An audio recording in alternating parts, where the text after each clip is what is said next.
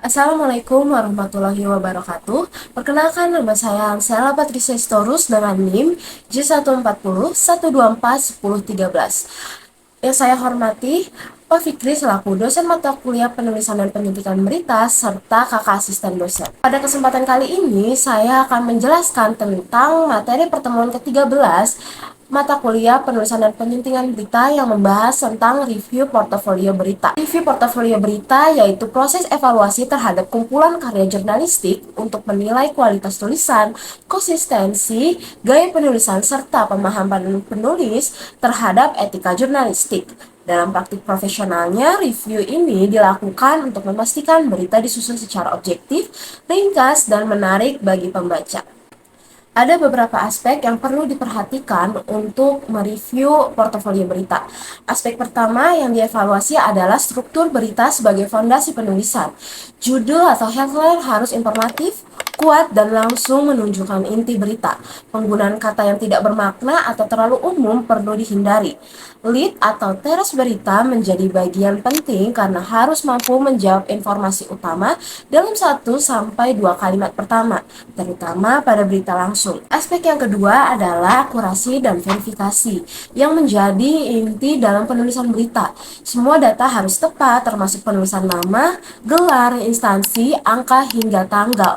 Ketelitian ini diperlukan karena kesalahan sekecil apapun dapat mengurangi kredibilitas berita. Selain menyampaikan fakta, berita juga harus memberikan konteks agar pembaca memahami latar belakang dan pentingnya peristiwa yang diberitakan. Dalam proses verifikasi, keberagaman sumber juga menjadi perhatian. Berita yang baik tidak hanya mengandalkan satu narasumber, melainkan melibatkan minimal 2 sumber yang kredibel, terutama untuk isu yang sensitif. Selanjutnya, materi menekankan aspek teknik penyuntingan bahasa, yaitu khususnya pada diksi dan sintaksis. Pemilihan kata harus tepat dan tidak bersifat subjektif.